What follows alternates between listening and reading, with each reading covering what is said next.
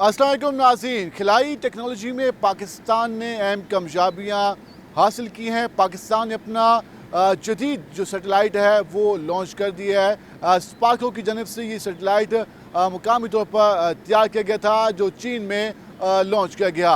इस सेटेलाइट की लॉन्चिंग के बाद स्पार्को फ़िज़ाई और उसके अलावा जो खिलाई टेक्नोलॉजी है उसमें किस हद तक आगे जा चुका है, इस सारी सूरत हाल पर हम बात करेंगे। उस पर बात करने के हमारे साथ मौजूद हैं GM स्पार्को आयशा रबिया। इससे हम उनसे बात करेंगे कि वो इस सेटेलाइट की लॉन्चिंग के हवाले से हमें क्या बताती है। मैडम, स्पार्को को बहुत अहम कामयाबी मिली है, पूरे पाकिस्तान इस पर नाज कर, और स्पार्को के लिए इस हवाले से मुबारकबादें भी हम देख रहे थे कि सोशल मीडिया पर आ रही थी। इस सेटेलाइट की लॉन्चिंग का बेसिकली पर्पज़ क्या है, और उसकी लॉन्चिंग के बाद खिलाई टेक्नोलॉजी में स्पार्को किस हद तक आगे जा चुका है? अस्सलाम वालेकुम। ये अर्थ ऑब्जर्वेशन सेटेलाइट है। तो इससे पहले भी पिछले साल हमने 3 लॉन्च किए हैं। 2018 में 2 लॉन्च हुए थे और अभी फरवरी में भी 1 लॉन्च हुआ था। तो ये डाउन द लाइन ये हमारा वैसे बेसिकली 7th सेटेलाइट है, लेकिन अर्थ ऑब्जर्वेशन के अंदर ये मकामी तौर पे जो तैयार करता है ये तीसरा है। तो आप लोग तो मीडिया के लोग ज़्यादा बेहतर समझ सकते हैं कि एक कैमरे से ज़्यादा काम अच्छा नहीं होता, 2 कैमरों से आपकी ऑब्जर्वेशन बढ़ जाती है, फ्रीक्वेंसी बढ़ जाती है। तो इसी तरह ज़मीन को अगर आप समझ लें एक स्टूडियो है और वो बहुत बड़ी सी है, तो उसके ऊपर एक से ज़्यादा कैमरास का काम होता है।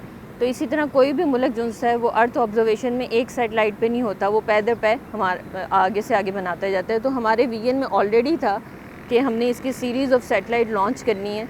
तो अल्हम्दुलिल्लाह पिछले साल एक मकामी तो हमने देखा कि फेब में EO2 लॉन्च किया गया, अब EO3 लॉन्च किया गया। तो हम कह सकते हैं कि खिलाई मैदान में पाकिस्तान अब बहुत आगे जा चुका है। जी अल्हम्दुलिल्लाह पाकिस्तान ने बहुत ज़्यादा तरक्की की है पिछले रीसेंट ईयर्स के अंदर, खुसूसन मकामी तौर पे इंडिजिनस सेल्फ रिलायंस की तरफ उसका काफ़ी काम बढ़ गया है। इसके अंदर जो पिछले सेटेलाइट्स की निस्बत डिफरेंट चीज़ है, इसमें मसनूई ज़हानत का मॉड्यूल लगा हुआ है, AI का मॉड्यूल लगा हुआ है। तो चूँकि आगे से वक्त जो है वो AI का ही आ रहा है, तो इसको हमने सेटेलाइट बेस्ड टेक्नोलॉजी यूज़ की है ताकि हम आगे से आगे इस मैदान में भी स्पेस बेस्ड AI भी डेवलपमेंट में चाह चुके। इसमें स्पार्को के जो हमारे साइंसदान हैं उनका इसमें किस हद तक रोल था, और इंजीनियर्स का किस हद तक रोल था, कितनी कंट्रीब्यूशन की गई और कितने टाइम में ये तैयार किया गया? ये टाइम तो इसको हर सेटेलाइट को बनने के अंदर तकरीबन 2 से 2.5 साल का अरसा लगता है, और ये पैरेलल मुख्तलिफ सेटेलाइट्स पे काम हो रहा होता है। इसी वजह से आपको बार बार अल्हम्दुलिल्लाह कौम को ये गुड न्यूज़ सुनने को मिली है। होता ये मकामी तौर पे तैयार करने का मतलब ही है कि ये पाकिस्तान में स्पार्को के इंजीनियर्स और साइंटिस्ट की ही एफर्ट है। तो from the conception of the project से लेके उसकी लॉन्च फैसिलिटी तक पहुंचाने में, और वहाँ पे भी इवन जो टेस्टिंग होती है उसके अंदर हमारे ही लोग इन्वॉल्व होते हैं, और इसी का मतलब है कि मकामी तौर पे तैयार करता है। तो आगे से आगे इंशाल्लाह और भी आपको सीरीज़ ऑफ सेटेलाइट मिलेंगे। इसमें जो सबसे अहम चीज़ थी वो इमेजिंग के हवाले से था, जिससे आपने कहा कि ज़मीन एक स्टूडियो है, एक मुल्क की जो जोग्राफाई जो सूरत हाल होती है उसको खिला से देखना, उसकी मैपिंग करना, उसको इमेजिंग करना, ये सबसे ज़्यादा इम्पोर्टेंट होता है। जो पाकिस्तान में हम देखते हैं कि ये अगर हम ज़री उसके हवाले से देखें तो उसके लिए किस हद तक करामत होगा? ज़रिए हवाले से जो हमारे पहले 2018 से सेटेलाइट हैं वो भी अर्थ ऑब्जर्वेशन में काम कर रहे हैं। अब होता जा रहा है कि जो सोशो इकनॉमिक डेवलपमेंट में हमारे डिफरेंट रेलिवेंट सेक्टर्स हैं ना, वो भी अब स्पेस बेस्ड टेक्नोलॉजीज़ को यूज़ कर रहे हैं। जैसे बैंकिंग सेक्टर के अंदर जब वो कर्जा जात दे रहे हैं, तो उन कर्जा जात के अंदर लैंड की मॉनिटरिंग के अंदर अब स्पेस बेस्ड काम वो यूज़ कर रहे हैं, हमारे उनके साथ प्रोजेक्ट चल रहे हैं। इसी तरह अर्बन प्लानिंग के अंदर भी रेलिवेंट बॉडीज़ के साथ हमारे प्रोजेक्ट्स चल रहे हैं। वो space based monitoring and planning को, अब इससे होता ये है कि आपका एफिशिएंट प्लानिंग भी होती है और टाइम बहुत रिड्यूस हो जाता है, बजाय इसके कि आप जाके साइट सर्वे करें और देखें कि एग्रीकल्चर में क्या सूरत हाल है, या अर्बन प्लानिंग में, या डिज़ास्टर के अंदर फिज़िकली जाना और आने में बहुत टाइम लगता है। तो स्पेस में उसका टाइम जो उनसे एक्सपोनेंशियली कम हो गया है, क्योंकि आपने स्पेस बेस एक बड़े एरिया की मैपिंग कर ली और रेलिवेंट डिपार्टमेंट को दी। से मालूम हो गया। एक और चीज़ हम देखते हैं कि हमारे यहाँ जो फ्लड वगैरह काफ़ी ज़्यादा आते हैं, और सैलाब से तबाहकारियाँ भी होती हैं, और हमारी जो मुख्तलिफ डिपार्टमेंट्स में हैं, तो इस हवाले से ये किस हद तक करामत साबित होगा? पिछले साल भी फ्लड के अंदर और उससे पहले भी अर्थ ऑब्जर्वेशन सेटेलाइट ने बहुत काम किया है। उसके अंदर हमारी जो सी डिज़ास्टर मैनेजमेंट की बॉडीज़ हैं वो एवैक्यूएशन प्लान के अंदर और उसकी रिहेबिलिटेशन के अंदर इवन अभी तक हमारा उनके साथ प्रोजेक्ट चल रहा होता है कि वो चूँकि ज़ाहिर बात है फ्लड आ गया है, अब उसको रिहेबिलिटेट भी करना होता है, उस एरिए को दोबारा आबाद करना है, लोगों को रीलोकेट करना है। इस सिलसिले के अंदर क्योंकि बहुत सी ऐसी जगह होती हैं जहाँ पे सड़क इतनी तबाह हो गई है कि आप फिज़िकली नहीं जा सकते।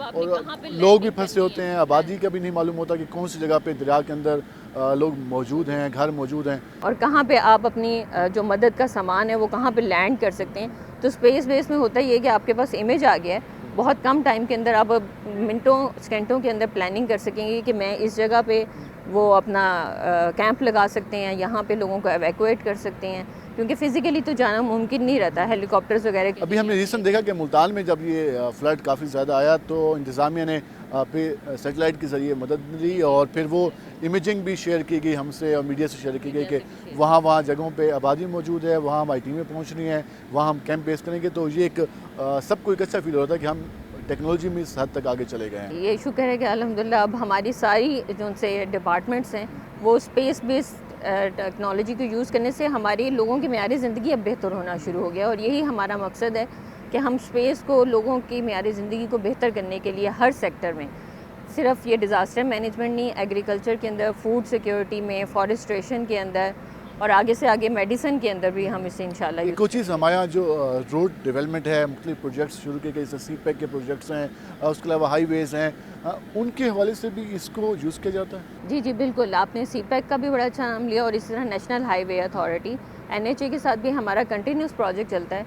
मुख्तलिफ शहरों के अंदर जो उनकी बन रही होती हैं रोड मैपिंग के लिए, वो हमारे सेटेलाइट बेस्ड टेक्नोलॉजी को यूज़ करते हैं। अब तो हमारा कंटिन्यूस प्रोसेस इन लोगों के साथ शुरू हो गया है अल्हम्दुलिल्लाह। इसके साथ साथ मैं ये जानना चाहूँगा कि ये जो अभी सेटेलाइट लॉन्च किया गया है, ये कितने टाइम तक कारआमद होगा, कितने साल के लिए है, उसके बाद फिर नया इसको रिप्लेस करेगा, या ये जो सेटेलाइट है या ये पहले वाले को रिप्लेस करने के लिए है?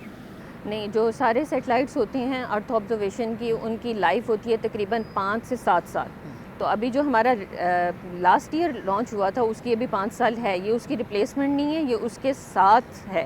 ये समझें कि अब ये इसका फ्लीट का पार्ट बन गया, तो उसकी रिप्लेसमेंट तो उसके 5 साल बाद आएगी। अमूमन 5 से 7 साल इनकी लाइफ होती है, क्योंकि स्पेस इन्वायरमेंट बहुत हार्श है, वहाँ पे बहुत ज़्यादा सोलर स्टॉर्म्स और इस किस्म की चीज़ें होती हैं, जिसकी वजह से सेटेलाइट जो उनसे है आफ्टर 5 to 7 ईयर्स उसके अंदर डिके आ जाता है। तो फिर उसको आप लोगों ने जैसे ग्रेवयार्ड ऑर्बिट हम एक कहते हैं, उसके अंदर उसको फिर डिके कर दिया जाता है।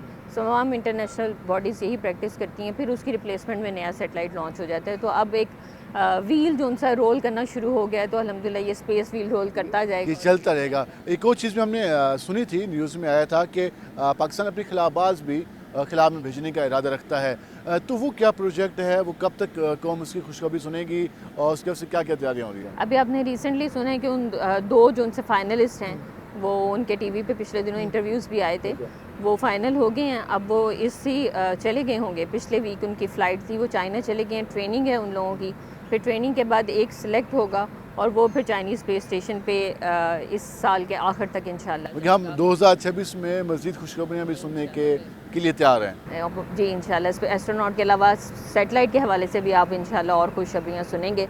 बाकी ये अल्लाह ताला का शुक्र है कि हम 1 by 1 एक से दूसरी लूनर बेस्ड हमारा रोवर भी तैयार हो रहा है, वो भी इंशाल्लाह जल्दी 2-4 सालों में आप उसकी भी खुशखबरी सुनेंगे। लास्ट में मैं जानना चाहूँगा कि अगर हम रीजन की बात करें, रीजन में हमारे पास आसपास काफ़ी सारे ममालिक मौजूद हैं, पाकिस्तान उन ममालिक को किस तरह कम्पीट करने में कामयाब हुआ है?